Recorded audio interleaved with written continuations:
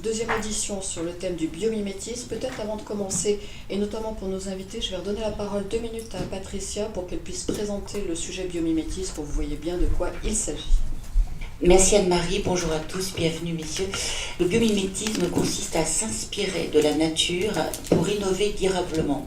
On peut s'inspirer des formes que l'on va trouver dans la nature, on peut s'inspirer des procédés et on peut s'inspirer également de l'efficience des écosystèmes. Nous avons déjà eu une première audition qui a permis d'asseoir les bases de cette nouvelle approche. Et aujourd'hui, nous allons aller un petit peu plus loin avec M. Idrissa Berkane, qui va nous montrer un petit peu quels sont les freins, toujours le potentiel et la prospective de cette approche, qui n'est pas encore une discipline, mais également quels sont les freins qui finalement ralentissent un petit peu cette approche.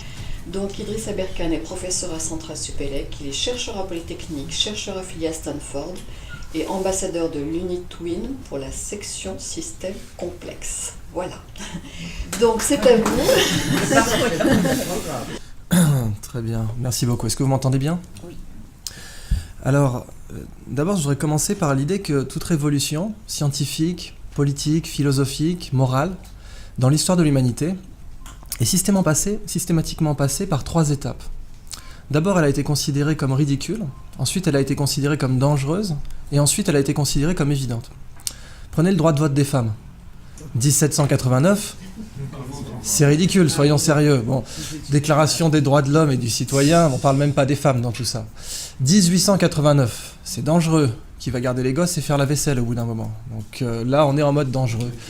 1989, avec beaucoup de recul depuis 1944, les femmes votent, and so what, c'est évident. L'abolition de l'esclavage, c'est la même dynamique, etc., etc. Et là, je voudrais vous parler de cette deuxième renaissance dans laquelle on est en train d'entrer, puisque aujourd'hui, vraiment, en 2015, on est en train d'entrer calmement, difficilement, dans une seconde renaissance. Tous les éléments sont réunis pour que nous ayons une nouvelle renaissance. De même que la première renaissance, 500 ans plus tôt, pour le cas de la France, était manifestée par la redécouverte de l'imprimerie. Bien, l'équivalent moderne, c'est Internet, qui change complètement la façon dont on échange la connaissance.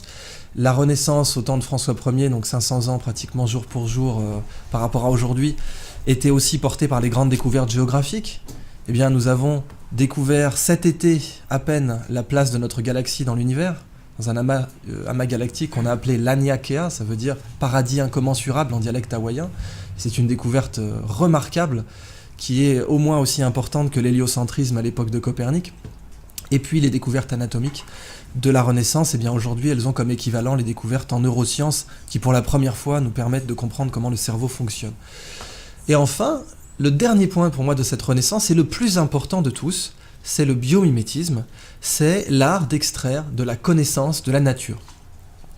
Bien, le biomimétisme, en fait, il s'inscrit dans un cadre beaucoup plus vaste qui est l'économie de la connaissance. Alors, je vais vous faire une petite introduction courte sur l'économie de la connaissance parce qu'elle est absolument fascinante. Pourquoi faire de l'économie de la connaissance ?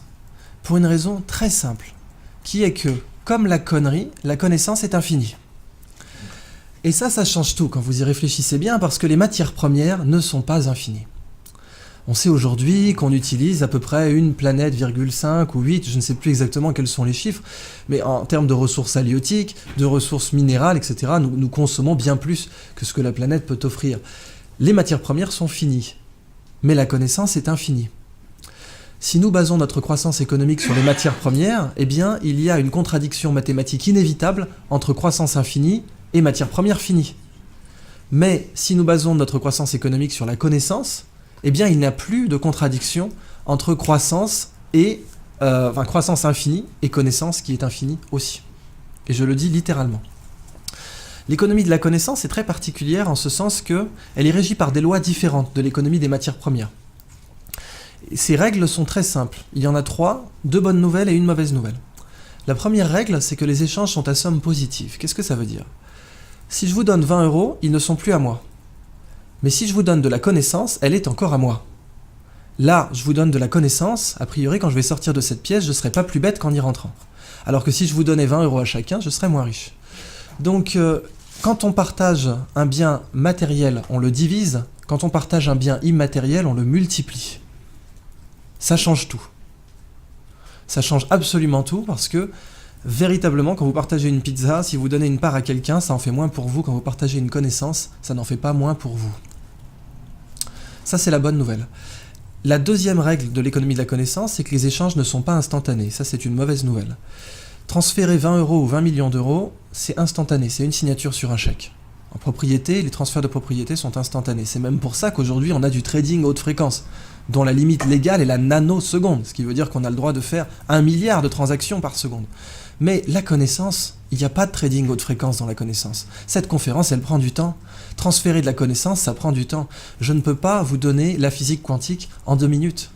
Par contre, 20 € ou 20 millions d'euros, ça prend le même temps, c'est une signature sur un chèque. Ça, c'est la mauvaise nouvelle. Et la dernière règle est une bonne nouvelle, c'est que les combinaisons de connaissances ne sont pas linéaires. Qu'est-ce que ça veut dire ? Ça veut dire que quand vous prenez 20 € et 20 € et que vous les mettez ensemble, ça fait 40 €. Quand vous prenez 1 kilo de riz et un autre kilo de riz et que vous les réunissez, ça fait 2 kilos de riz.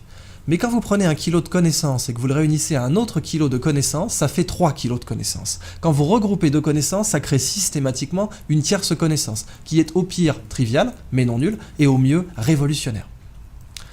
Eh bien donc le biomimétisme s'inscrit dans ce paradigme de l'économie de la connaissance, et c'est là que je veux que vous voyez vraiment à quel point c'est une révolution sociale, environnementale, avant d'être une révolution technologique.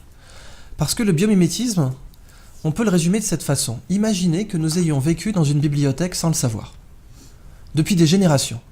Imaginez qu'on ait vécu dans une salle depuis des générations et qu'il y avait des livres sur les étagères, mais qu'on ne savait pas que c'était des livres. Et on les brûlait pour se chauffer. Parce que les livres, ça brûle très bien. Alors imaginez que pendant des générations, à chaque fois qu'il faisait froid, on prenait ces livres, on faisait un grand feu pour se chauffer, parce qu'on avait compris qu'ils brûlaient. Et puis un beau matin, on se réveille, on voit qu'en fait ce sont des livres, qu'il y a des schémas, qu'il y a des technologies, qu'il y a des médicaments, qu'il y a même des modes d'organisation sociale dedans, comme les termitières, etc. Et donc on sort les livres du feu, et puis on tape dessus, on voit que les pages sont à moitié brûlées, et qu'il y a plein d'innovations dedans. Eh bien cette bibliothèque, c'est la nature, et le biomimétisme, c'est la science qui dit « la nature est une bibliothèque, lisez-la au lieu de la brûler ». Et ça change tout parce que pendant les 15 000 dernières années, on a exploité essentiellement la nature comme une source de matière première. Or, comme je vous l'ai dit, quand on partage un bien matériel, on le divise. Si on exploite la nature comme une source de matière première, on est destiné à la diviser et à la détruire. Si on l'exploite aussi comme une source de connaissances, eh bien il n'y a plus de conflit d'intérêts entre croissance et nature. Et c'est là que le biomimétisme est une révolution sociale. La nature, en fait, elle est high-tech. Elle est incroyablement high-tech. À votre avis, qu'est-ce que c'est, ça ? C'est du phytoplancton, absolument. C'est une diatomée. Ah, elle est belle, déjà. Et cette diatomée, en fait, son squelette est en silicium. La totalité de son squelette, c'est du silicium. Alors, je travaille dans la Silicon Valley. La Silicon Valley, on l'a appelée comme ça parce que c'est là qu'on fait les meilleures puces électroniques au monde. C'est notamment là qu'il y a Intel. La distance ici entre deux branches, là, vous voyez deux petites branches, là, c'est 10 nanomètres. Vous allez me dire, ça me fait une belle jambe. Je vous ai mis à la même échelle ce que fait Intel. C'est-à-dire, quand Intel imprime des semi-conducteurs, ça ressemble à ce que vous voyez en bas. Les puces que vous avez dans vos ordinateurs, c'est les puces de droite, 22 nanomètres. Intel, aujourd'hui, est très en retard pour sortir des puces à 14 nanomètres. Quand Intel part dans un projet comme ça, passer de 32 à 22, c'est une aventure à 10 milliards. Parce que si jamais ils n'ont pas de chance, il faudra qu'ils immobilisent 10 milliards de trésorerie. Ils vont peut-être tout dépenser s'ils n'ont pas de chance. C'est une des industries les plus cash-intensives au monde, comme on dit. Et puis l'usine, le centre de fabrication, le fab, qui fera les premiers semi-conducteurs à 22 nanomètres, va coûter 900 millions de dollars. C'est une salle blanche. Parce qu'à cette échelle, si un cheveu tombe sur votre semi-conducteur, c'est l'Himalaya qui vient de tomber sur votre tiramisu, là. Donc vous êtes obligé d'avoir une salle blanche. La diatomée fait mieux, sans salle blanche. Qui est le plus high-tech entre les deux, là ? À la même échelle, qui est le plus high-tech ? La diatomée le fait sans salle blanche, sans consommation énergétique excessive. Elle imprime mieux en bout de chaîne, mais son processus industriel est meilleur également. Dans une goutte d'eau de mer, vous avez des puces Intel qui flottent. Et ces puces, elles flottent, elles nous narguent, puisqu'elles flottent depuis 3 milliards d'années. La nature est littéralement high-tech. Et le biomimétisme dit véritablement, si on exploite la nature comme une source de connaissances, on a beaucoup plus à y gagner. Et en plus de ça, on transcende le conflit d'intérêts croissance-nature, qu'on a conçu pendant des années comme un conflit d'intérêts absolument inévitable. Ça, à votre avis, qu'est-ce que c'est? Attendez 2 secondes. Ça.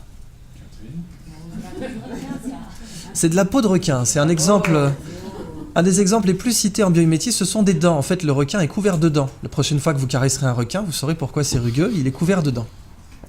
Mais je vous présente en fait là le meilleur revêtement anti-turbulence au monde. Il est meilleur que les revêtements développés pendant la guerre froide pour les sous-marins nucléaires. Il est tellement bon qu'Airbus s'en est inspiré pour l'A350. Et il est tellement bon que ce sont les combinaisons interdites de Speedo au JO de Pékin. Là, vous voyez Michael Phelps avec une de ses combinaisons qui a battu, je crois, 7 ou 8 records du monde. Donc, ça fait mieux que nous. Et c'est aussi le meilleur revêtement anti-fouling au monde. Vous verrez jamais un bigorneau collé à un requin. Genre de petite observation qu'on fait rarement, je vous l'accorde. Mais c'est un revêtement anti-fouling. Et du coup, BASF s'en est inspiré pour faire une peinture anti-fouling qui est la meilleure au monde. Ici, vous avez une céramique. Cette céramique est absolument incroyable. Ce sont plein de feuillets empilés. Alors, n'importe quel ingénieur en matériaux dira quand vous avez plein de feuillets empilés, ça c'est un très bon blindage. C'est-à-dire que, par exemple, une rame de papier, essayer de la déchirer, ça va être très compliqué. Une rame de papier de 500 pages, ça arrête une balle de fusil pour le coup. Ça fait 10 millions de pages. Ça arrête un bazooka à charge creuse. À bout portant. C'est-à-dire, on prend un bras télescopique, poum, ça n'entame pas la bonne humeur du machin. Qu'est-ce qui fabrique ça ? C'est un fruit de mer. Le fruit de mer le plus cher sur un plateau de fruits de mer. Au-delà de l'huître. Le coquillage, effectivement. L'ormeau, absolument. L'ormeau, ça peut vous blinder un char Leclerc. Cette céramique est meilleure que les nôtres, meilleure que les céramiques de qualité militaire, mais en plus de ça, le processus industriel est bien meilleur aussi. Ça pollue pas, ça. Nous, quand on fait des céramiques moins bonnes que l'ormeau, c'est de l'acide sulfurique à forte pression. C'est des usines de type AZF. L'ormeau, ça consomme très peu d'énergie. Tout ce que ça utilise, c'est du plancton et du soleil. Enfin, le plancton utilisant le soleil. Du carbonate de calcium. Ça fait mieux que nous. Alors, je vous ai fait un peu un buffet à volonté, puis je vais conclure là-dessus. Est-ce que ce petit coquillage, il produit une toxine ? La muconotoxine, c'est un cône du Pacifique, très dangereux, mais si vous avez des gants, aucun danger puisque le dard ne pénètre pas un gant de plongée. Ce coquillage, il est vendu à 3 $ sur les marchés parce qu'il est joli. C'est vraiment pour moi la représentation du fait qu'on brûle la nature au lieu de la lire parce que, vraiment, 3 $ le coquillage, c'est une des utilisations les plus débiles qu'on pouvait faire de ce coquillage. Avez-vous une idée du prix de sa toxine au kilo ? Sachant que la demande mondiale est supérieure au kilo. 1 kilo d'or, on va prendre ça comme étalon, 1 kilo d'or c'est 30 000 €. À votre avis, ça va chercher dans les combien cette toxine ? 100 000, donc 3 fois l'or. C'est plus. Elle sert à quoi la toxine ? Elle est très utilisée en neurotechnologie, elle permet de faire des neurotechnologies avec un niveau de détail incroyable, donc c'est des nanotech, neurotech, elle est aussi utilisée en neurochirurgie, etc. Très grosse demande mondiale qui ne fait qu'augmenter. C'est plus que 100 000. 500 ? Je vous laisse faire le calcul, 800 $ le milligramme. Ah, la corne de rhinocéros à côté, c'est rien. Ça nous fait du 800 millions de $ le kilo. L'or et le platine, c'est du terreau de jardin en comparaison. Il faut les élever. Il faut les élever absolument. Mais ce qui est dingue, c'est qu'on les vend à 3 $ le coquillage. Et il est en voie d'extinction à cause de ça. Voilà, Frank Zal, l'arénicole. Alors, l'arénicole, donc le petit ver de vase. J'aime beaucoup l'ironie de ce cas en biomimétisme parce que c'est vraiment le cas qu'on a marché sur des livres sans le savoir. Quand les Américains ont débarqué en Normandie, ils cherchaient désespérément un substitut d'hémoglobine. Ils avaient déjà un substitut de plasma et notamment on savait que l'eau de coco est un substitut de plasma. Genre de petit factoïde qui sert à rien mais que vous pouvez ressortir au dîner mondain. On peut se faire une transfusion avec de l'eau de coco, pardon, pas du lait. Ça sert vachement dans le théâtre du Pacifique, donc ça sert vraiment en fait. Mais de l'hémoglobine, ils n'en avaient pas. L'hémoglobine de l'arénicole, c'est du O négatif. Elle est universellement transfusable. C'est-à-dire que les Américains, quand ils ont débarqué en Normandie, la solution était sous leurs pieds, littéralement. Ils marchaient vraiment sur les livres qui disaient « Voilà, vous voulez de l'hémoglobine du O négatif illimité pour vous ? Pas de problème, c'est là. » Mais c'est pas fini, cette hémoglobine est 50 fois plus oxygénante que l'hémoglobine humaine. 50 fois. Alors évidemment, application pour le dopage. Vous prenez un cycliste dopé à l'érythropoïétine, l'EPO, il pourra au maximum faire du 1,8 en oxygénation par rapport à un individu normal. Fois 50. Mais évidemment, l'enjeu, c'est pas le dopage, c'est les transplantations d'organes. Avec ça, vous pouvez garder un greffon 8 jours, alors que le maximum mondial d'un greffon, c'est 24 heures. Et quand vous faites une transplantation, l'enjeu, c'est de reconnecter le greffon le plus vite possible, et donc d'éviter qu'il soit sous-oxygéné, auquel cas il se nécrosera, il sera rejeté. Avec de l'hémoglobine d'arénicole, aucun rejet. Autre application biomédicale, la moule. Donc là, on n'est plus dans le high-tech, je vous parle de Léon de Bruxelles, là, quand même. Le fil que la moule utilise pour coller au rocher, on l'appelle le byssus. Je vous présente la meilleure colle connue de l'homme. Meilleure que les colles polycomposants de la NASA, et bien évidemment meilleure que les colles commerciales. Vous pouvez absolument pas coller une moule à un rocher avec de la superglue ou du néoprène. Ce byssus, il fonctionne, il est effectif à forte salinité, basse salinité, température ambiante très basse ou relativement haute, il résiste aux UV, et il résiste aux forces de flambement et de torsion des vagues. Donc vous avez une colle exceptionnelle. Mais en plus, ça ne pollue pas. Et comme ça ne pollue pas, je vous présente aussi le meilleur fil suturant connu de l'homme. D'où la petite bande dessinée. Eh les gars, fermez les plaies avec le fil, pas avec les coquillages. Parce qu'en fait, ce fil aujourd'hui, il est extrêmement cher. Il est réservé à la chirurgie plastique et aux césariennes de stars, parce qu'il vous fait des plaies nickel. Il est imputrescible, ce qui fait que du coup, il n'abrite pas de bactéries. Vous ne verrez jamais du byssus de moule moisir. Et donc, ça fait vraiment des plaies exceptionnelles. Les chirurgiens qui ont travaillé avec ne veulent plus revenir en arrière parce qu'ils ont vraiment l'impression d'être des bouchers. Mais aujourd'hui, le seul moyen qu'on a d'en produire, c'est de cultiver une moule sur un petit rocher cylindrique et de le faire tourner à mesure qu'elle s'attache pour faire une bobine de byssus de moule. Alors, ça sera mon dernier cas. La crevette menthe religieuse. Alors, elle, c'est la crevette de tous les records, quoi. Cette crevette peut vous péter une main ou un bras. Elle est grande comme une langoustine. Il y en a 400 espèces dans le monde. Et vous voyez ici, elle a des petits marteaux là. Un peu comme des marteaux à fruits de mer pour casser des tourteaux. Et c'est justement ce qu'elle fait. Elle casse des crabes avec. Seulement quand elle envoie son marteau pour casser un crabe, elle lui donne l'accélération d'une balle de fusil d'assaut. Si nous on était capable d'envoyer une balle de baseball à 1/10 de cette accélération, on la mettrait sur orbite. Ce marteau casse évidemment un aquarium blindé, puisqu'il a l'énergie cinétique, il aura la vélocité finale d'une balle de fusil, mais il a une masse supérieure. Évidemment, si vous l'arrachez, il repousse, parce qu'après tout, pourquoi pas. Cette crevette, quand elle envoie son marteau, il se forme des étincelles sous l'eau. Ça va tellement vite que vous avez des étincelles. Et ces étincelles, on les a mesurées à 22 000 Kelvin, c'est la température à la surface du Soleil. Quand cette crevette envoie ses marteaux, il se forme une bulle d'air autour qui s'appelle une bulle de supercavitation. La supercavitation a été étudiée au départ par l'armée russe pour faire des torpilles qui peuvent aller à plus de 150 km/h sous l'eau. Et aujourd'hui beaucoup plus, paraît-il, des torpilles Shkval, dont les Russes ont donné la technologie à l'Iran, ce qui serait une des grandes raisons pour lesquelles les Américains n'ont pas déployé de porte-avions trop proches des côtes iraniennes, parce que ces torpilles peuvent sniper un porte-avions. Les Chinois prétendent, avec la technologie de supercavitation, avoir mis au point un sous-marin qui pourrait faire 500 nœuds sous l'eau, en se déplaçant dans une bulle d'air. Et la supercavitation aujourd'hui, le meilleur modèle d'étude que vous avez, c'est cette crevette. Mais c'est pas fini. Cette crevette, ses yeux, parce qu'après tout, si la nature est une bibliothèque, chaque espèce est un livre entier. Moi, je vous ai parlé que du chapitre marteau, mais je peux vous parler du chapitre yeux. Les yeux des chiens ont 2 types de cônes différents pour reconnaître les couleurs. 2 types de cônes. Nous en avons 3. Les chiens sont donc des daltoniens par rapport à nous.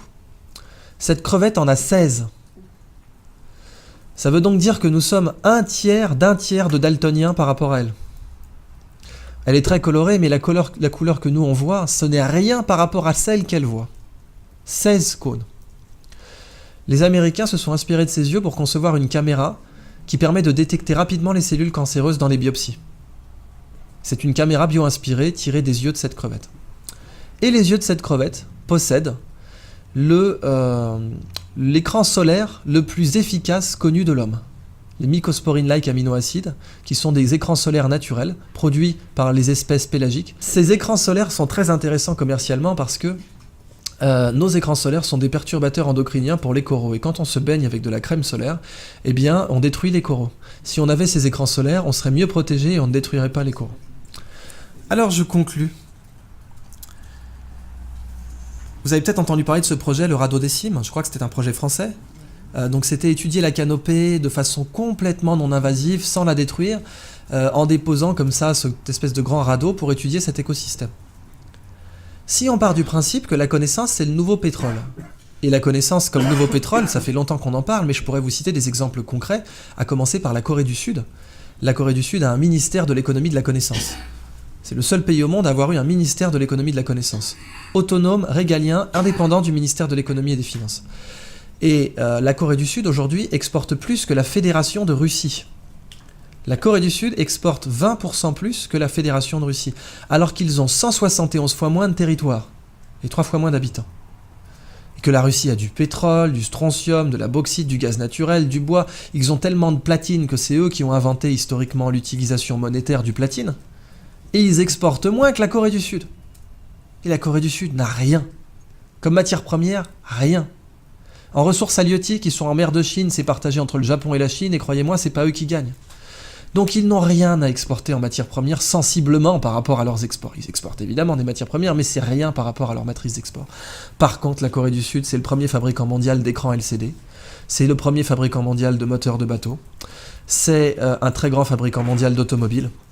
Ils exportent de la connaissance. Toute leur économie est basée sur la connaissance. Et c'est pour ça que la Corée est passée de la guerre de Corée à nos jours à une boîte de cornets de bif par jour comme repas, et aujourd'hui un PIB par habitant supérieur à la France. Donc si on part du principe que la connaissance c'est le nouveau pétrole, 1. Et 2, que la nature est pleine de connaissances, eh bien ça, c'est le nouveau Derrick. Et c'est pas de Horstapper que je parle. Ça en dactylo, ça va être sympa aussi. Ça, c'est la nouvelle plateforme pétrolière.